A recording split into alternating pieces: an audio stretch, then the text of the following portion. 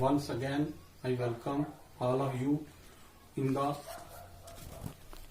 Online teaching process. बच्चों पिछले दो लेक्चर में हमने electric field intensity at on axis line पे पढ़ा था और उससे पहले हमने पढ़ा था electric field intensity at equatorial line. आज हमारा जो टॉपिक है वो है electric field intensity at any point due to the short dipole. Due to the short dipole कि ना ही ये एक्सिस लाइन पे है और ना ही ये परपेंडिकुलर लाइन पे है। तो एक्सिस लाइन पे क्या था थोड़ा सा मैं आपको बता देता हूं। ये ए बी हमारे पास एक डाइपोल था, ये चार्ज माइनस क्यू, ये प्लस क्यू। तो इस पे जो हमने point P net electric field जो हमने निकाली थी वो किस तरफ निकाली थी, हमने इस तरफ निकाली थी। तो दूसरा क्या था हमारे पास, परपेंडिकुलर इक्वेटोरियल लाइन पे हमने कहां पर निकाला था, परपेंडिकुलर पे निकाला था। अब जो हमारी है इलेक्ट्रिक फील्ड इंटेंसिटी हमने निकालनी है एट एनी पॉइंट, किसी भी पॉइंट पे निकालनी है। ना ही वो एक्सिल पे लाइन पे निकालनी है, ना ही वो परपेंडिकुलर लाइन पे निकालनी है, वो किसी भी एंगल पे निकालनी है। सपोज देखो बच्चों, ये है डाइपोल ए बी, ये ए बी एक डाइपोल है minus Q plus Q charges पे। कहता है एट एनी पॉइंट, किसी जगह पे भी पॉइंट हो जाए। अगर मैं इस पे पॉइंट रखता हूं ये एक्सिल बन जाता है, परपेंडिकुलर पे लगता हूं तो ये इक्वेटोरियल बन जाता है। अब ये पॉइंट किसी तरफ में लगा सकता हूं। इस पॉइंट को मैंने यहां पर रखा पॉइंट पी, तो ये डाइपोल का सेंटर है वो। जब मैंने इस पॉइंट पी को इस सेंटर से मिलाया, ये inclined at centre angle theta, इसमें क्या है, इंक्लाइंड एट एंगल थीटा। ये एंगल मेरे पास थीटा बन गया। तो जो ये हमारी डाइपोल था ए बी, इस पे हमारा एक पॉइंट पी, जो जिसपे हमने इलेक्ट्रिक फील्ड इंटेंसिटी निकालनी है। अब मैंने सपोज करना है कि इलेक्ट्रिक फील्ड इंटेंसिटी जो ये पॉइंट है, अगर जो ये डाइपोल है, इस डाइपोल को मैं सपोज करता हूं ये डाइपोल यहां है और ये डाइपोल यहां से एक्सटेंड होके थोड़ा इस तरफ, इसका नाम रख दूंगा मैं V1, इसका नाम रख दूंगा A1। इसका मतलब है जो ये लाइन होगी, ये कौन सी लाइन होगी, एक्सियल लाइन। कौन सी होगी, डाइपोल को मैंने शिफ्ट किया, सपोज किया ये पॉइंट B1 है और ये A1 है, और डाइपोल जो हमारा शिफ्ट हो गया तो ये एक एक्सियल लाइन बन गई। तो इस एक्सियल लाइन पे इलेक्ट्रिक फील्ड किस तरफ जाती थी, देखो ये एक्सियल लाइन है, इलेक्ट्रिक फील्ड कहां जाती थी, इस P से इस तरफ। ये पॉइंट P है, ये पॉइंट P है, तो इलेक्ट्रिक फील्ड मेरी रिजल्ट जो हमारे पास नेट इलेक्ट्रिक फील्ड होगी वो कहां किस तरफ होगी, इस तरफ, इसका इस तरफ होगी ये E1। अब मैंने ये डाइपोल जो है, इस डाइपोल को थोड़ा सा शिफ्ट किया और ये यहां पर, इसको मैंने यहां पर सपोज ये ऐसे कर दिया कि ये डाइपोल मेरा ऐसे है। तो जो ये पॉइंट बना, इसको नाम रखा मैंने B2 और इसका नाम रखा A2। ये क्या बन गया, ये परपेंडिकुलर बन गया। इसका मतलब है कि यहां पर क्या होगी, इक्वेटोरियल। यहां पर कौन सी होगी, इक्वेटोरियल। इक्वेटोरियल पे क्या होता था, परपेंडिकुलर पे होता था। तो जब ये इक्वेटोरियल परपेंडिकुलर था, जैसे ये इक्वेटोरियल लाइन थी, हमने इसको मिलाया था, तो इसका नेट रिजल्टेंट किस तरफ होता था, इस तरफ। जिस तरफ नेगेटिव साइन है, इसका नेट रिजल्टेंट किस तरफ होगा, इस तरफ। ये इक्वेटोरियल लाइन का ये नेट रिजल्टेंट हो गया इसका E2। तो ये जो एक्सियल लाइन पे था, एक्सियल लाइन पे जो होता था नेट रिजल्टेंट, वो किस तरफ होता था, वो उसके आगे सीधा होता था। तो ये हो गया इसका नेट रिजल्टेंट E1 और ये हो गया इक्वेटोरियल का रिजल्टेंट E2। फिर मैंने क्या किया, P resolve into two components, P resolve into two component, one component is cos theta, another component is sin theta. मगर सवाल ये पैदा होता है कि यहां पर cos थीटा किस तरफ आएगा, sin थीटा किस तरफ आएगा। जैसे बच्चों हमारे पास एक ये है लाइन P और ये है थीटा। तो जो ये थीटा के साथ होती थी हम इसको बोलते थे P cos थीटा, और जो इसके ऊपर वर्टिकल होती थी इसको हम बोलते थे P sin theta.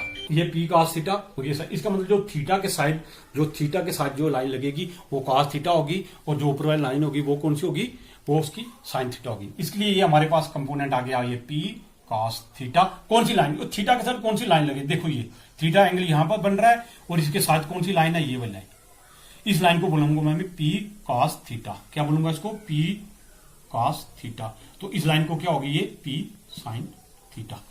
P resolve into two component. One component is P cos theta, another component is P sin theta. P cos theta इस पे आ गया, P sin theta इस पे आ गया. अब हम मैंने क्या निकालना है, electric field intensity at point P on axial line. इस एक्सिल लाइन पे इलेक्ट्रिक फील्ड इंटेंसिटी निकालनी है. तो मैं लिखूंगा यहां पर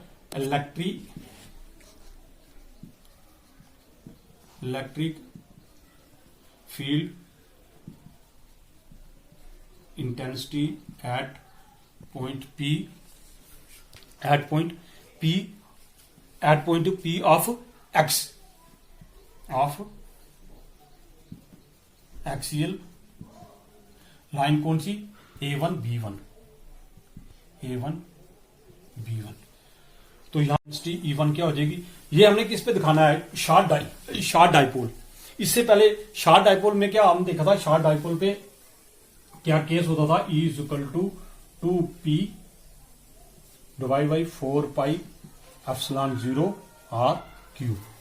4 पाई एप्सिलॉन 0 ये कहां पे निकाला था हमने, ये इक्विटोल पे शॉर्ट डाइपोल हमने निकाला था इक्विटोल पे. तो ये भी यहां पर ये हमारा टॉपिक है, ये शॉर्ट होल. E1 हमने यहां पर निकालना है 2P और ये cos theta divided by 4 pi epsilon 0 R cube. तो इसकी डायरेक्शन कौन सी होगी, देखो ये डायरेक्शन, इसका नाम रख देंगे हम M, इसका नाम रखेंगे N और ये होता है इसका रिजल्टेंट R. तो ये अलोंग किस तरफ आ गया, PM.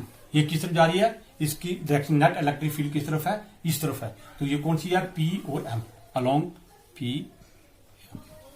और फिर आ गई electric field intensity, electric field intensity P on कौन सी, अब इक्विटोरियल लाइन पे,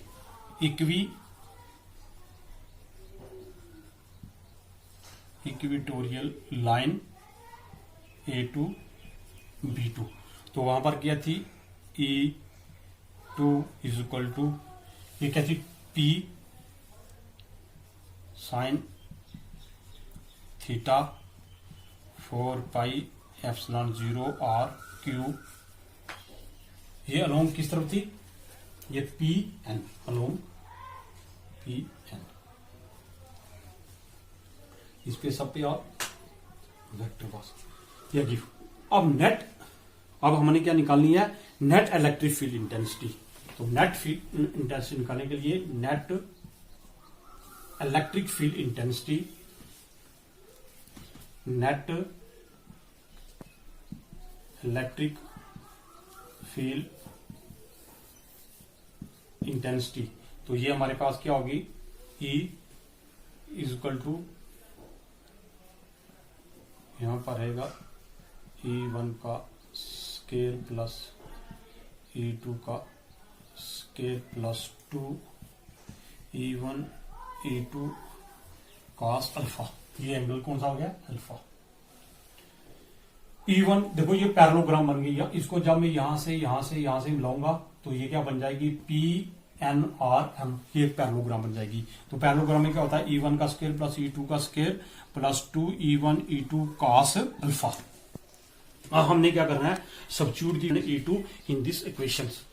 तो हेयर क्या आ गया, E is equal to E1 हमारे क्या पास क्या था, 2P cos theta divided by 4 pi epsilon 0 R cube का स्केयर प्लस E2 हमारे पास क्या था, P sine theta divide by 4 pi epsilon 0 R cube का स्केयर प्लस 2E1 E2 की ये वैल्यू लिख सकते हो तो 2P cos theta 4 pi epsilon 0 R cube. तो आगे आएगी फिर P sine theta 4 pi epsilon 0 R cube. तो cos अल्फा. बच्चों ये देखो cos अल्फा ये क्या है, ये कौन सा एंगल बना रहा है, यहां पर ये 90 डिग्री का एंगल बना रहा है. इसका मतलब cos 90. तो cos 90 क्या होता है हमारे पास, therefore cos 90 is equal to 0। तो ये टर्म मेरे पास क्या हो जाएगी, 0 हो जाएगी सारी टर्म। कैसे हो जाएगी, देखिए E is equal to 2p cos theta divide by 4 pi epsilon 0 r cube का square plus p is equal to sine theta 4 pi epsilon 0 r cube का स्केयर प्लस ये टर्म सारी क्या होगी, 0। ठीक है, तो मेरे पास बाकी क्या बच गया, मेरे पास बच गया E is equal to 2p cos theta divided by 4 pi epsilon 0 r cube का square plus p sine theta 4 pi epsilon 0 r cube का स्केयर। मेरे पास ये टर्म बच गई। ठीक है, अब मैंने देखना है इन दोनों टर्मों में कॉमन क्या है। देखो यहां पर ये p 4 pi epsilon 0 r cube यहां पर भी कॉमन है, p 4 पाई एप्सिलॉन 0 r यहां पर भी है। इन दोनों में मैं क्या क्या ले लूंगा, कॉमन। इन दोनों में से कॉमन ले लूंगा। रूट कॉमन क्या ले लिया मैंने, p यहां पर भी है, यहां पर भी है, 4 पाई एप्सिलॉन 0 यहां पर लिया, p 4 pi epsilon 0 r cube का स्केयर यहां पर ये मैंने कॉमन ले लिया। तो यहां पर क्या बच गया, 2 cos थीटा, यहां पर क्या बन गया, 2 cos थीटा का स्केयर प्लस ये p आ गया साइन स्केयर थीटा, यहां पर ये बच गया साइन स्केयर थीटा। अब ये स्केयर और ये रूट कैंसिल हो गया, तो मेरे पास ये आ गया p is equal to 4 pi epsilon 0 r cube. तो अंदर क्या रह गया मेरे पास, 2 cos स्केयर कितना हो गया, 4 cos square theta plus sine square theta, 4 cos square theta plus sine square theta. इसको मैं ऐसे भी लिख सकता हूं, p is equal to 4 pi epsilon 0 r cube. इसको मैं साइन स्केयर थीटा को कैंसिल करने के लिए इसको तोड़ूंगा मैं। ठीक है, ये आएगा 3 cos square theta, 3 cos square theta plus cos square theta plus sine square theta. देखो ये 3 cos स्केयर थीटा और ये 1 cos स्केयर थीटा कितना हो गया, 4 cos स्केयर थीटा। ठीक है, तो अब ये यहां पर मेरे पास क्या बच गया, E is equal to p is equal to 4 pi epsilon 0 r cube.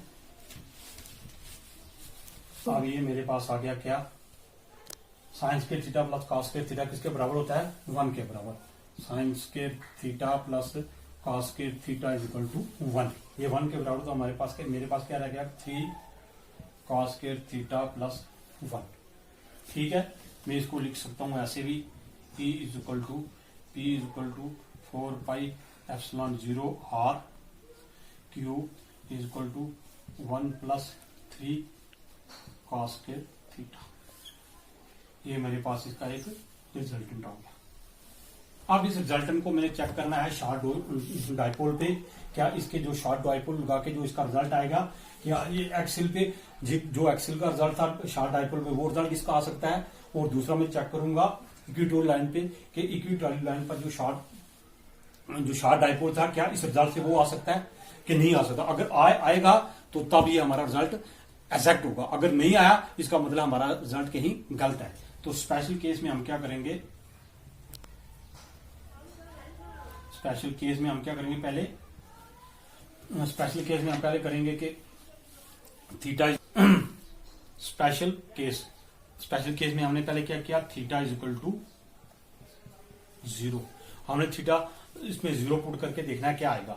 ये हमारे पास आ गया E is equal to p is equal to 4 pi epsilon 0 r cube, ये root 1 plus 3 cos square theta. Theta की जगह मैंने क्या डाला, 0। ठीक है, तो ये क्या आएगा मेरे पास, देखो ये cos 0 का स्केयर, cos 0 किसके बराबर होता है 1, तो 1 का स्केयर इज इक्वल टू 1। तो ये मेरे पास आ गया E is equal to 4 pi epsilon 0 r cube is equal to 1 minus 3, का स्केयर की जगह मैंने क्या लगाया 1, तो ये आ गया 1, ये प्लस है सर, ये प्लस है 1 प्लस 3, तो ये मेरे पास आ गया P is equal to 4 pi epsilon 0 r cube root 3 और 1 कितना हो गया 4, रूट 3 और 1 कितना हो गया 4। अब रूट 2 क्या होता है, रूट 2 होता है ऐसे 2 का रूट 2 का स्केयर, और इस स्केयर और इसके साथ ये रूट कैंसिल हो गया, तो मेरे पास यहां पर क्या आ गया P is equal to 4 pi epsilon 0 r cube into 2, तो ये मेरे पास आ गया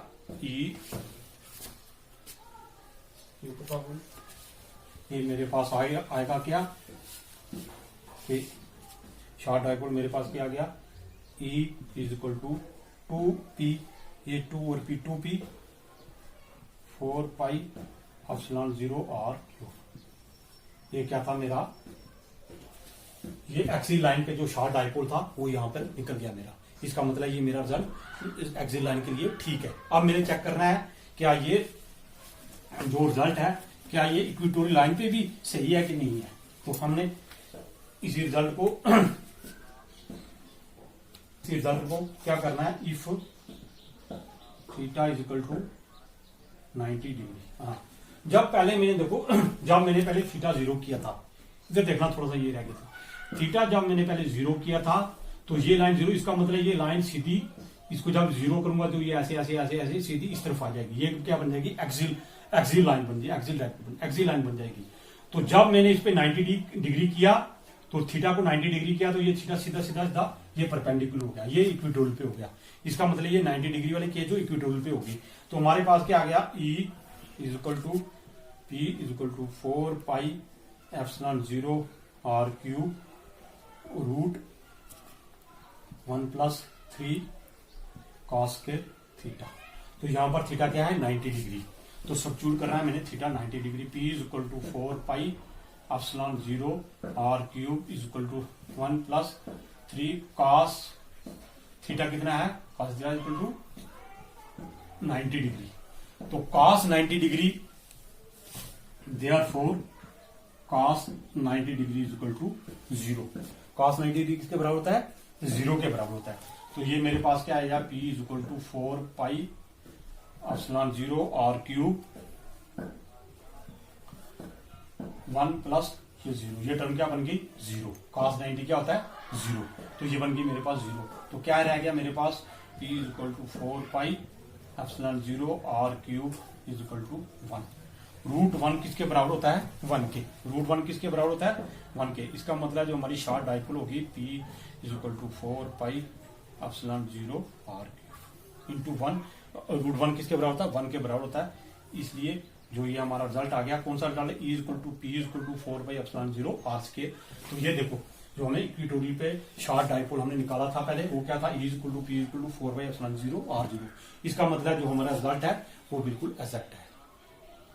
बच्चों एक बार फिर इसमें थोड़ा सा मैं रिकॉल करा देता हूं आपको।